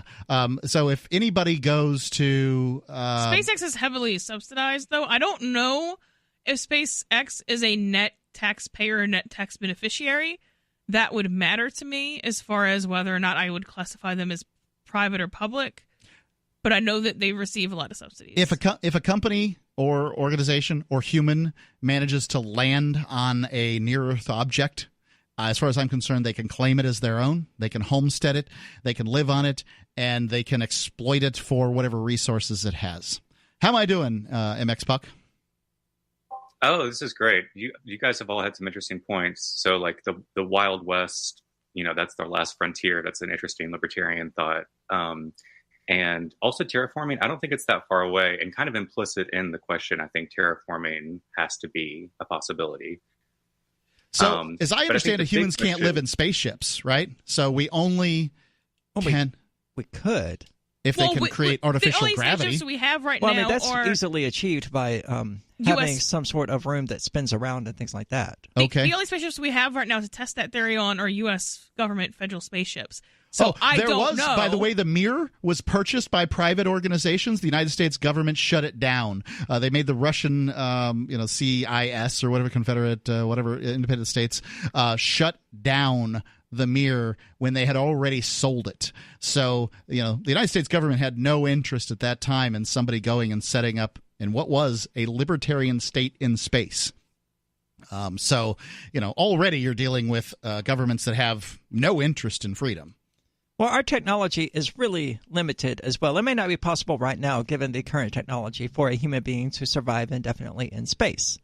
We're also not going to overthrow the state anytime soon. So any solutions we have are far out in the future. I definitely think the voluntarist society is going to take shape on some future planet or moon. I don't think it's going to happen here on Earth because we're too close to the state. It's too easy for it to invade us and crush us once it sees us. What happens if you're walking around on the moon and you weigh 1/6, is it, of your normal weight? I mean, don't your bones start getting osteoporosis relatively quickly and, you're brittle and you break? I mean, we aren't a monkey that was evolved to be in space. We're one that was evolved. Might evolve to be one. Or we can evolve another planet to be more Earth-like. The evolution doesn't happen in a couple of generations. No, it certainly doesn't. But how long? I mean, it's going to take quite a while with our current technology, or even with the technology within the next century or so, to reach like Alpha Centauri, and that's the closest star. Right. And I don't know how humans would even get there. I don't either. I just have no clue. I've heard that it's possible that we can't even get outside of the solar system, physically cannot send an object outside of the solar system, that there's some kind of thing going on there. Any idea on that, MX Puck? It sounds like you might have some insight. I'm no astrophysicist, but I would like to go back to your first point. I think kind of what you were suggesting was, comparing the government versus the market.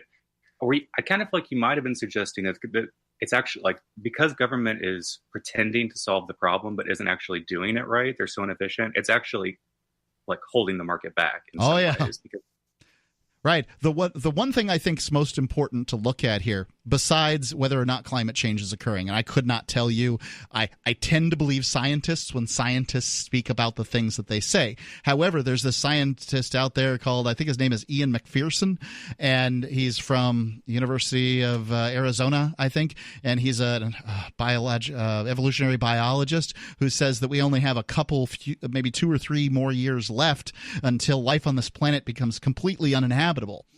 I can't imagine what kind of... Did he say that, or did he say that that's the point of no return? Because those are two different things. I've been watching this guy's videos. And he's not alone. No, he says we only have years and years enumerated in single digits until the planet is completely uninhabitable. This guy clearly seems wrong from where I sit.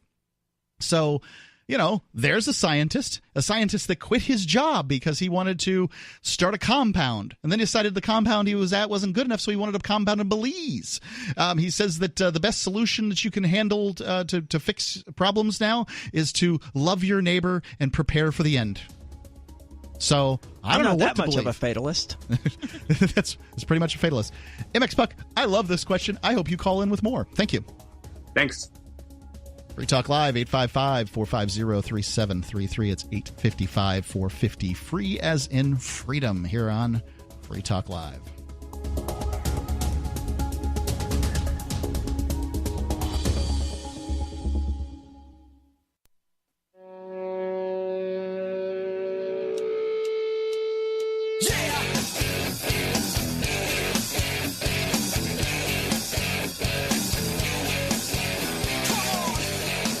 Talk Live. Call in, talk about whatever you want.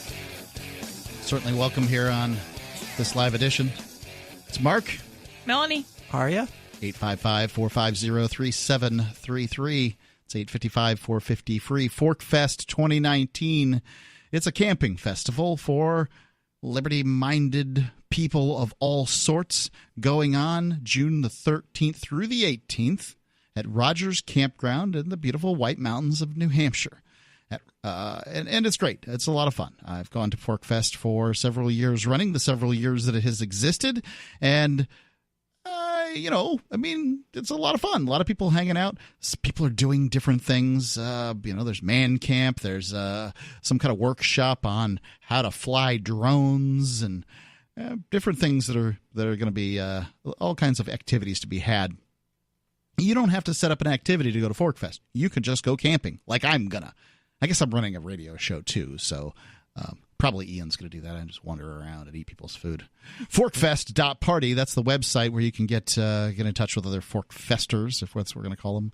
Forkfest.party. You can call it Forkfest. You can call it not Porkfest. Whatever you want to call it. That's what it is.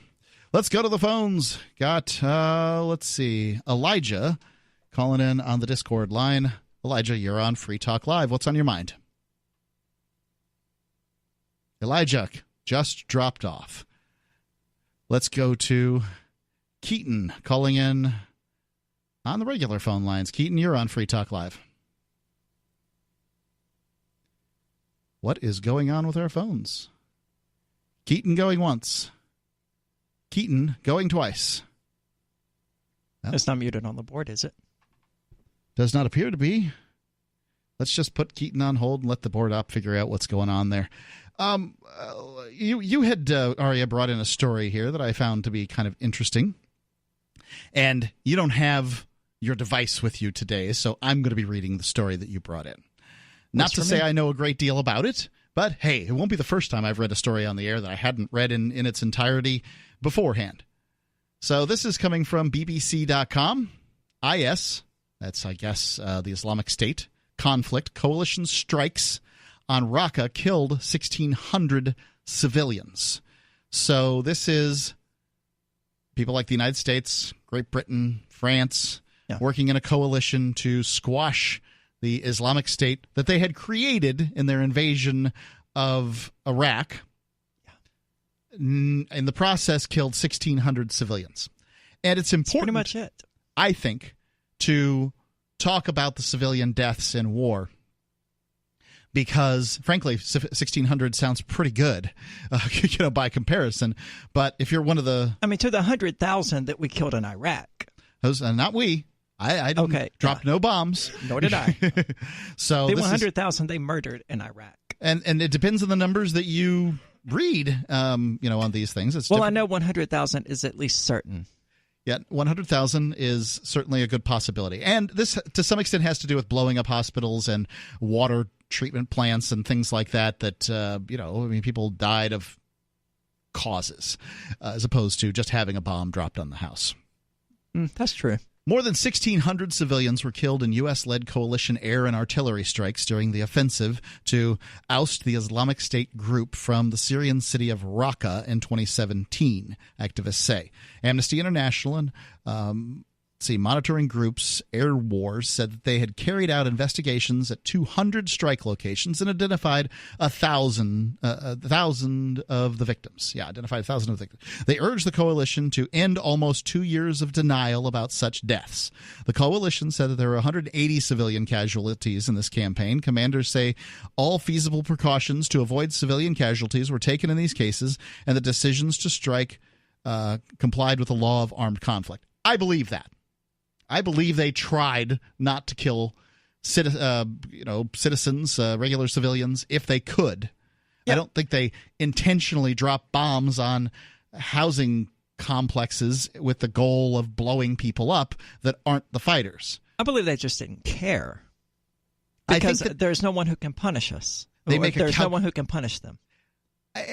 I think it's a little personally, I would like to believe it's a little more nuanced than that.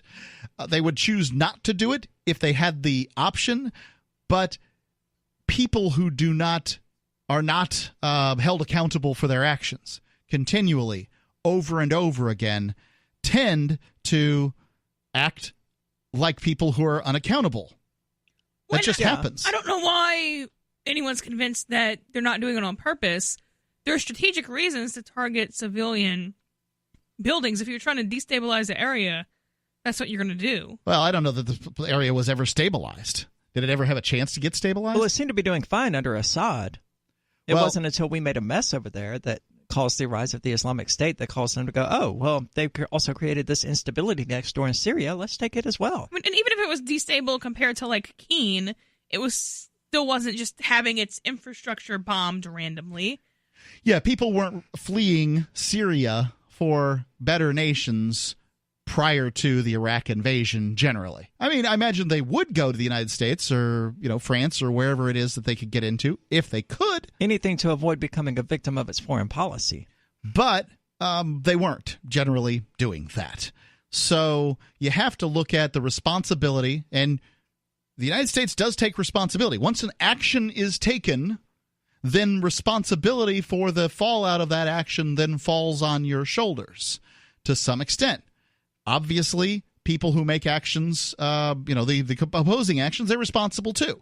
So, for instance, on 9/11, these terrorists take airplanes and they fly them into buildings. Well, it's pretty clear what the problems were. They laid it out. Osama bin Laden had reasons for doing this. He made it very clear. Now, those reasons didn't hit the news much. We don't spend much time talking about that. Sean Hannity would, shame you till the cows come home. Yeah, because you're not being realistic. You're making excuses for the terrorists. But it's like, that's not, I guess technically, in the most literal sense, that's true. But if we don't want to see more terrorism, we kind of need to understand the reasons for it. Right. I'm of the opinion that I am willing, and I hope that some friends of mine are willing to fight to the death to defend our communities and our way of life, our families. If you don't think that people in the Middle East are willing to do the same thing to fight for self-governance, to fight to not be bombed indiscriminately, to fight to oust U.S.-led dictators, puppet states. The United States didn't show up on September 11th, 2001 in the Middle East. It had been there for years. Yep. The Shah of Iran had been instituted by the United States. Don't forget the Iranian passenger jet that was blown out of the sky by U.S. military strikes. All the work in collusion with the Israeli government. I'm not saying I don't like Israel. I've been there. I think it's pretty awesome. But responsibility lies with you when you put men on the ground with guns. The Saudi government is essentially, at least for a time, was kept in place by the United States military. That's a king. It still is, I would argue. Maybe. The argument can be made one way or the other, but that's a king. And the U.S. fought a war against a king. You can't be a U.S. patriot and support the U.S.'s foreign policy in the Middle East. It's not possible. Free Talk Live, 855-450-3733. Go on with the story here. Free Talk Live. I want to tell you about my favorite cryptocurrency wallet, Edge Wallet, at edge.app. Edge is the wallet I use more than any other, and that was true long before Edge Wallet became a sponsor of Free Talk Live. Edge Wallet allows you to buy, sell, trade, and securely hold your cryptocurrencies, including Bitcoin, Ethereum, tokens, Monero, Ripple, Dash, Bitcoin Cash, and more. It's available for both Android and iOS, and you can download it via the Play or App Store or via Edge Wallet's website, edge.app. Secure your freedom with Edge Wallet.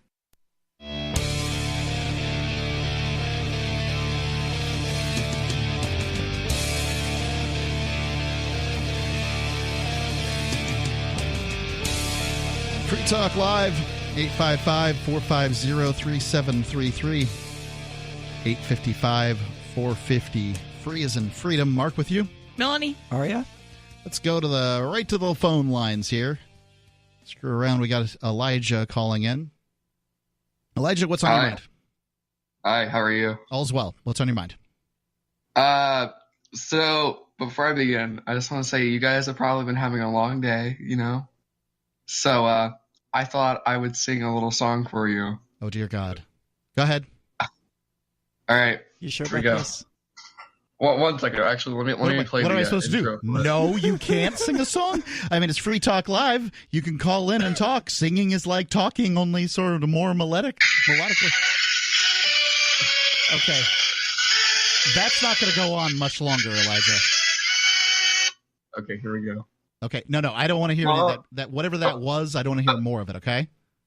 No. That was the intro. Okay.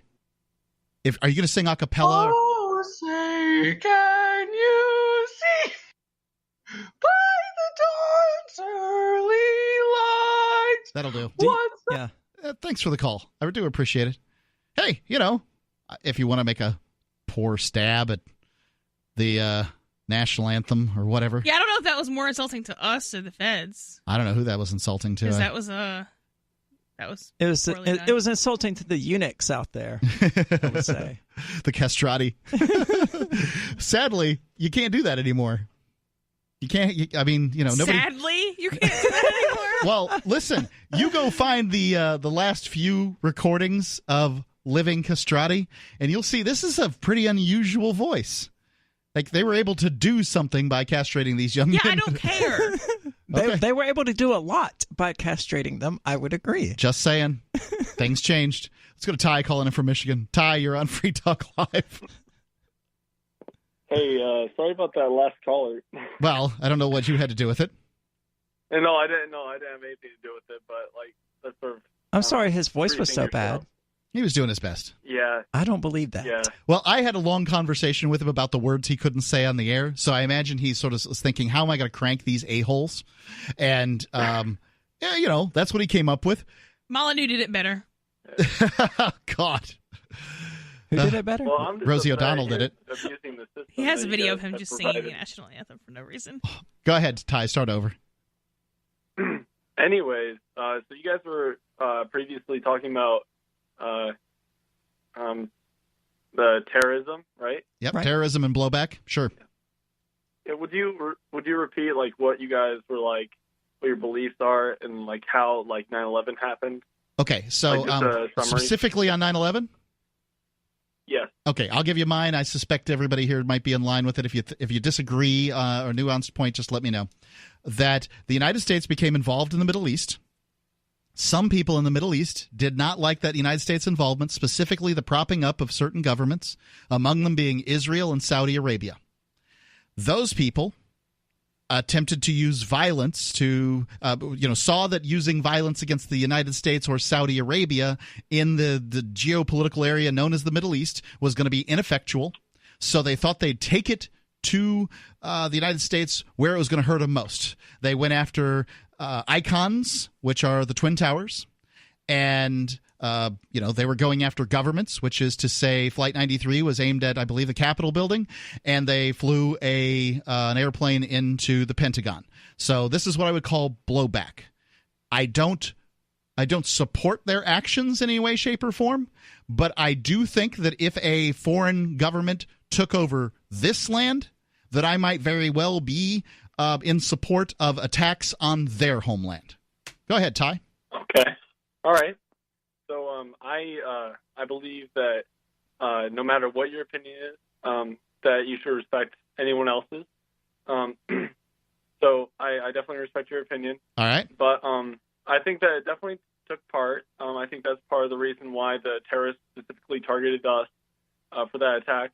But more so, I believe that Saudi Arabia is to blame because their leadership initially is very, very greedy. And they really they sort of pushed aside the terrorism and more so focus on just gaining profit individually. Well, it's because the terrorism isn't their problem. The terrorists aren't attacking the palace in Saudi Arabia, which is currently manned by the family that is manning it because the British put them there. Can I finish what I was saying? Sure. Anyways, so I believe that the reason that the terrorists attacked America initially is because, first of all, they thought they were going to go to heaven, okay, for killing Christians. Sure, you can. But those specific terrorists were told lies about extra virgins and how things will be great. Yeah. Mm-hmm. Initially, it's because they're killing Christians. And in Saudi Arabia... No, it's not because they're killing Christians. No. That's a jihad that they were on to free themselves. It doesn't have any... And by freedom, they mean being able to have a caliphate of their religion. It's not a tenet of the Muslim religion to kill Christians. As a matter of fact... I'm saying the extremists. No, it's not a tenet of their religion either. That No, they just sort of co-opted it in the same way that we have, the Spanish Inquisition and things like that in Christianity's history. It's not really part of Christianity to go out and, torture a bunch of people until they confess to things they didn't do, right? But Christians ostensibly did it. 1 second. Searching things?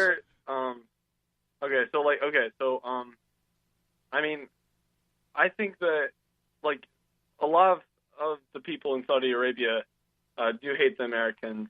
Okay, probably some of them do. Sure. Because we do bomb a lot of their villages because of the terrorism. We do not bomb Saudi Arabia. Yeah, Saudi Arabia doesn't get bombed by the U.S., but places in the Middle East do and have.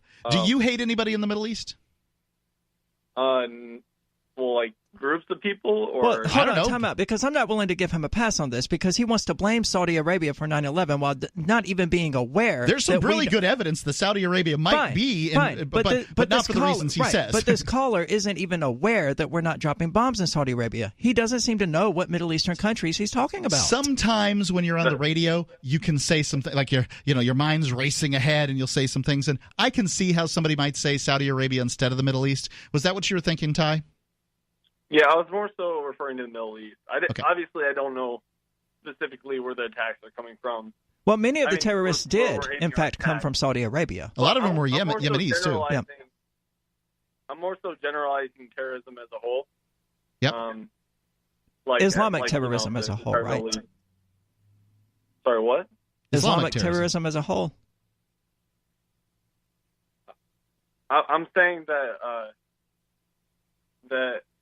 the terrorism is because of of them hating Christians, and there's a lot of Christians in the United States.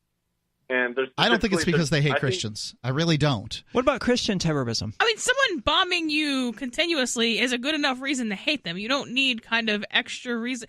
And maybe, some of the lower, they're not really foot soldiers if they're flying airplanes, but some of the lower level soldiers, maybe that's their motivation to just, kill everybody else. But they're not the ones with the resources. They're not going after the Buddhists. They're going after people in the U.S. because the United States government is the one that is oppressing them ultimately by instituting the power, of the Saudi princes and that sort of thing.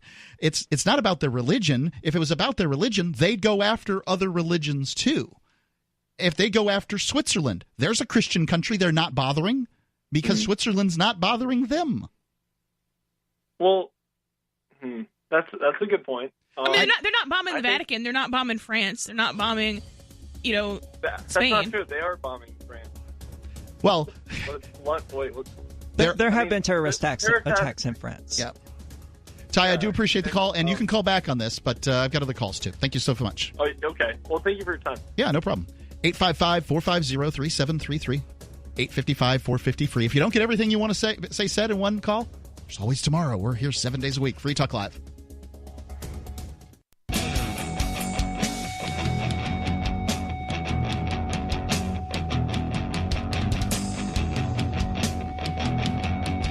It's Free Talk Live.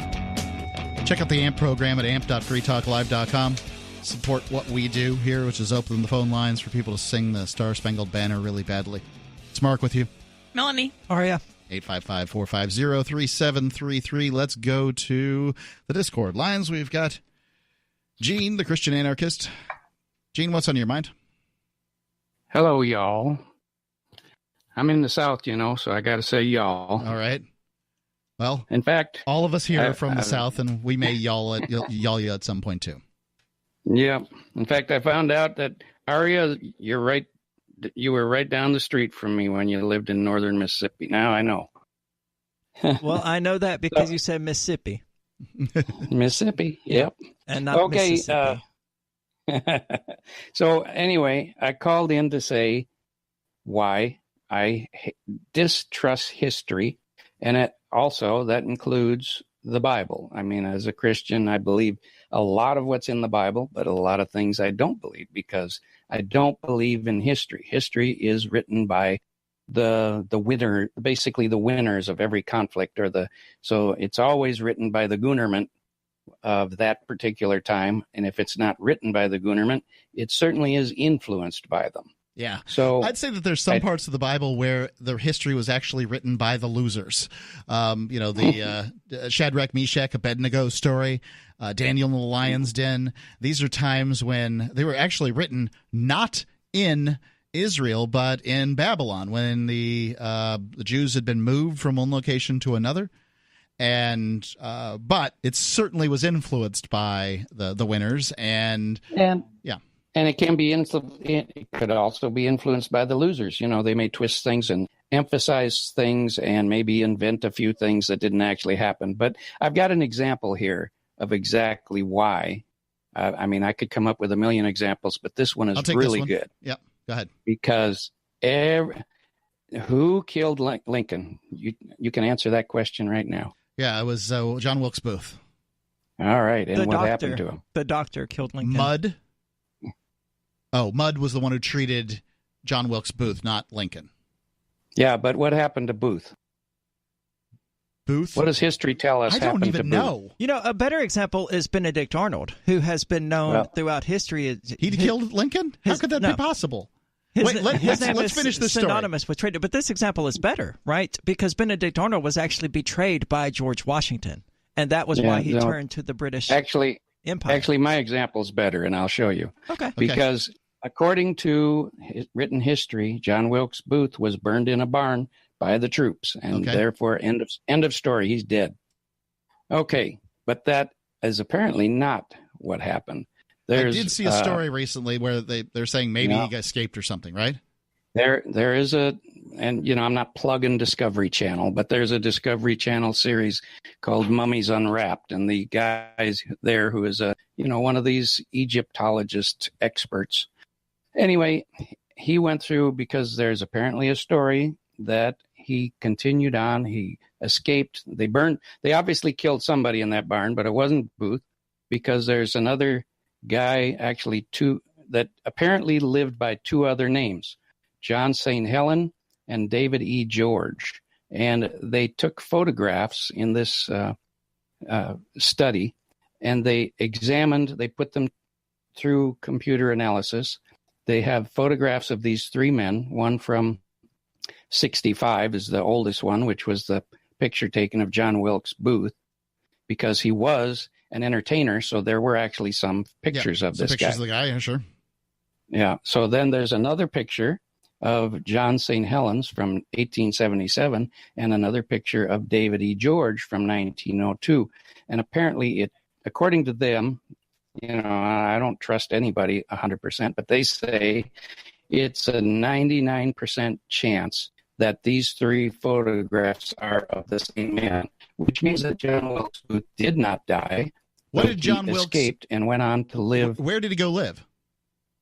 He originally apparently went to Texas and lived under the name John St. Helen. And then from there, he went to Oklahoma and lived under the name of David E. George. And he is actually buried apparently in Oklahoma there.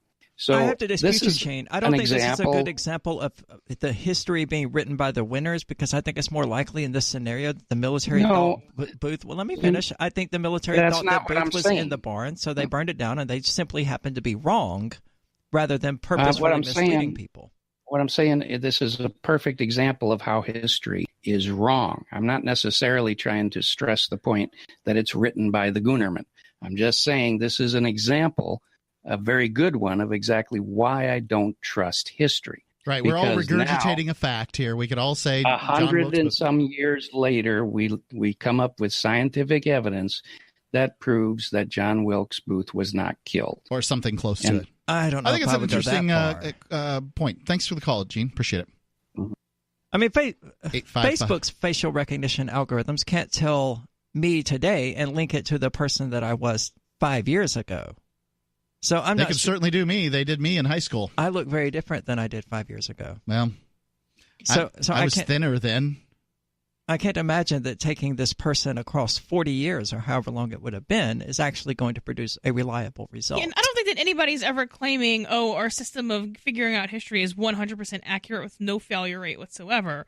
So, of course, there are big mistakes. Yeah. The issue is that it's fabricated at points. That's the issue, not that it lacks perfection.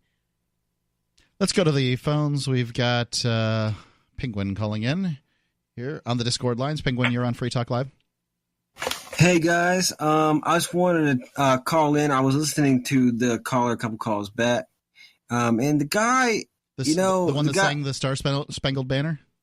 No, the one right after him. Was talking about the Saudis and 9/11. Okay, yeah. Like yeah. Ty. So yeah, I was actually for a lot of the calls waiting for him just to say the N-word, but apparently he was a serious caller, and he was so assuming that he was a 100% serious caller, it's kind of concerning to hear someone who is a person in the U.S. And to checkmark criticism of democracy, he can vote, and he has access to all the sum of knowledge that's recorded and remaining in human history available to him through the internet, presumably, and that he doesn't know what country the wars are going on in, where the 9/11 hijackers supposedly come from, and countries where his military is bombing or stuff like that. And I think that's important information for us to know. For example, if you're voting, that's relevant information, but so many people don't. They can't even pick out countries that we're supposedly at war with on a map. You sound like go ahead. I don't see how that's relevant information to anything I would be voting on, because I don't see how that's relevant to any particular policy. You're picking the government. Exactly what. Yeah, but whether we bomb Saudi Arabia or Afghanistan is important if you live in Saudi Arabia or Afghanistan. If you live in the U.S., the only really relevant factor is that we're bombing people for no reason. That's not really relevant to issues of socialized health care or tax rates or like nothing I would be voting on. But if I'm not going to call in about a topic and talk on it if I haven't researched it in the slightest. Well, there's plenty of people who have been in the military and they just get the state-fed line. They call in and they're like, we have to win because we went. And, got to finish up this job because we went there, and lots of people have died over it. There's a logical fallacy of sunken costs right there. Well, just because one person died for nothing doesn't mean that 50 have to. Yeah, I'm not really talking just about voting too either. The alternative is yes. Melanie basically raises a pretty good point where it's not like we can actually vote to affect which country we go to war or whether we do go to war. But I'm saying, okay, so voting is one example where the alternative is to do activism or enact change or to fight back or to do whatever it takes to stop this from happening. The people don't even have the slightest clue of openly available information. Like, I don't, Well, you only are going to avail yourself of information if you know you need it. So up until this point, I didn't know that I needed to look into the death of John Wilkes Booth, so I never did. I just, who shot Lincoln? John Wilkes Booth. How was he killed? I don't know. Somehow. That's all the information I had. So in this guy's case, he's like, I heard they hated our freedoms. I heard they didn't like Britney Spears. I heard they hated Christians. I didn't ever hear nothing about, and I'm not trying to make fun of Ty specifically, but there's a lot of people out there that have never heard the notion of blowback. And when they have heard the notion of blowback, it's always coupled with the idea of being un-American. Who wants to be un-American? I don't want to be an un-American. But it turns out that, well, if the American government's about blowing up innocent civilians around the world, maybe I am. Thanks for the call, Penguin. Yeah, absolutely. 855-450. I'm giving out the call-in lines. Go to freetalklive.com, and if you want to get all the stories that we've got, maybe the newsletter, that kind of thing, go to freetalklive.com. It's the best place. If you want to move to the free state and you're looking for some real estate, well, I know a guy who's really great.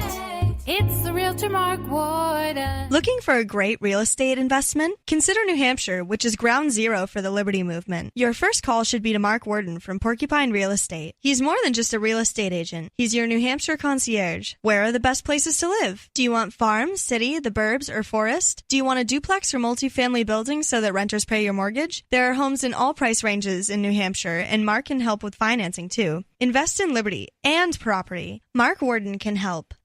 PorcupineRealEstate.com.